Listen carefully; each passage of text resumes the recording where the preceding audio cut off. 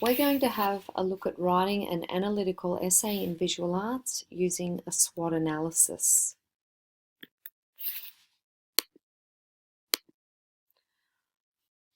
What does it mean to analyze? To analyze something, in this case a work of art, means that you're going to look at it more deeply. You're going to pull it apart. You're going to deconstruct it. This will enable you to answer those how and why questions that are required of you in your senior years of study.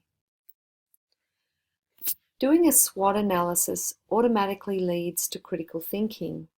When you look at an object's, or in this case an artwork's strengths, you're automatically going to be able to look at how those strengths can also be a weakness. When you look at an artwork's opportunities for expansion, then you can also see how those opportunities can be a threat. Conducting a SWOT analysis really makes those links between the artwork, the artist, the audience, and the world, that is, the agencies of the conceptual framework. It makes those links really clear. You can see how those four agencies impact on one another. By looking at the agencies of the conceptual framework, you also gain an understanding of the central themes that the artist wants to communicate in their artwork. By looking at, again, the conceptual framework and the themes, you automatically end up thinking about the techniques and the materials that the artist chooses in their practice, and how this choice of materials and techniques communicates meaning and the impact it has on the audience and the response that the artist wants to elicit from the audience. By conducting a SWOT analysis, you develop your own point of view about their work, and this point of view, in line with the essay question that you're being asked, helps you develop your thesis statement. And because you're writing an essay, you'll be writing in a structured and formal way, and we'll have a look at essay structure in another video. So we're going to conduct a SWOT analysis using the artist Banksy. We'll first have a look at Banksy's strengths. Okay, Banksy points to real issues that resonate with a wide range of people who have seen these issues in popular media, whether it be environmental issues or issues about war or terrorism or security, surveillance, and Big Brother is watching you. People are well aware of these issues because they see them on television, they read about them online, and they read about them in the newspapers. Banksy does bring awareness to a variety of causes that might at times be overlooked, and in bringing awareness, he's helped people. His work is entertaining. It's often humorous. It's sometimes got a one-line joke, and sometimes it even helps us to laugh at ourselves and our own fears. His work is very democratic because it's accessible to a whole range of people in the public just by the fact that it's graffiti and it's in public places. It's free, you don't have to pay to go and see it. So this is what we call work that is democratic.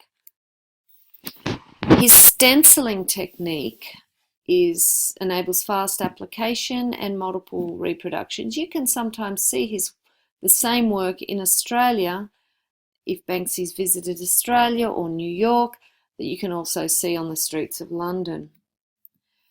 He cleverly incorporates the site into the work, whether it's a sign or a window. His work can become part of the site.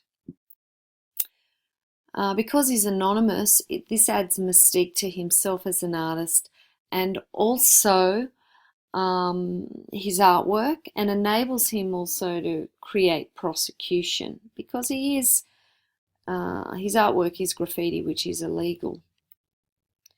Sometimes the work has come to add value to the property prices of the building on which it's been applied, and people tend to want to protect his work once it's there.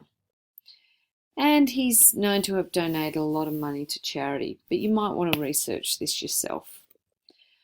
The weaknesses of Banksy's work includes that his anonymity, which can be a strength, also means that he can't openly defend himself against criticisms.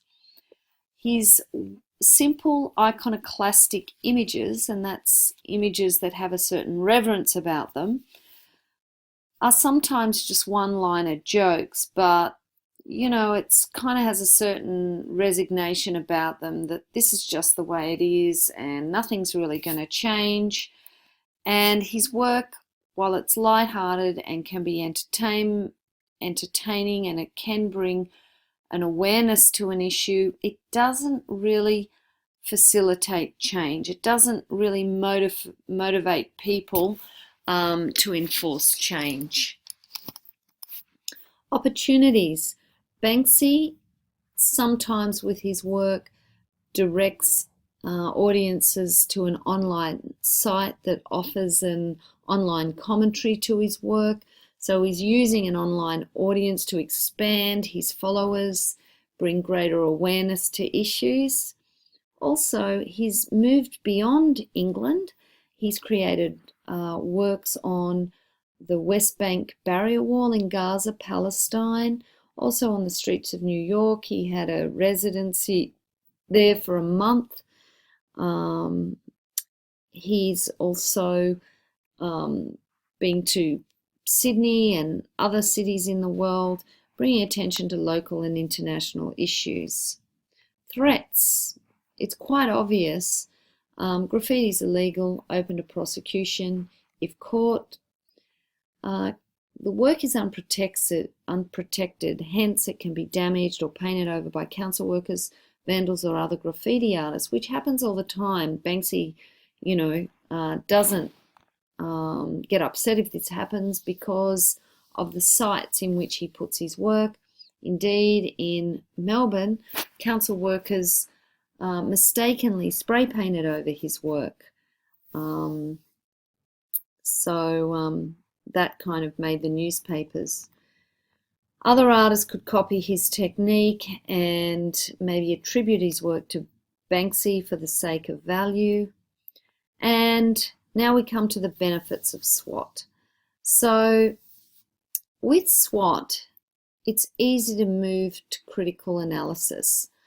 We've seen that strengths can also be a weakness. The fact that his anonymity is a strength, it has a weakness. So, he avoids prosecution, but he also can't openly defend his work. The opportunities, you could, in identifying opportunities to how the artist has furthered his work through an online presence, but also moving his work beyond the UK. It can also be a threat in that, people can online critique his work, and also they can critique his work online, but also, his work is open to vandalism, even though he could be considered a vandal himself.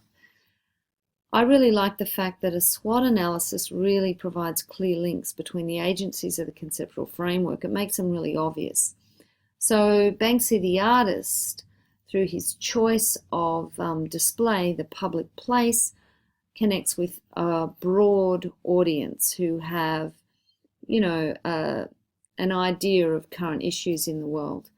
So the audience connects to these current issues in the world through newspaper, through television, through popular media. The artist, because he's anonymous, has made a choice to use spray painting and stenciling as his main techniques to enable quick depiction, and usually at night. So you can see these clear links through doing your SWOT analysis.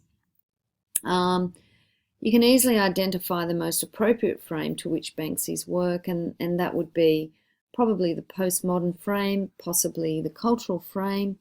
Postmodern, he has an online presence, his work is democratic, it's open to a broad range of people, and probably his anonymity too, like anyone can be an artist. Also, artist practice, we have this new aspect of artist practice that has been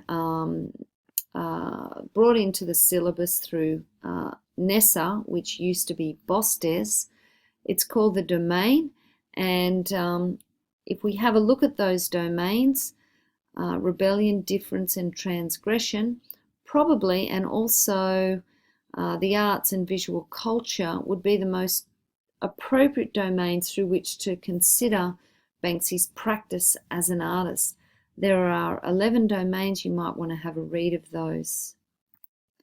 Some sample questions. We're going to have a closer look at this question here in another video, but all of these questions you could probably refer to Banksy's work in answering some of these questions.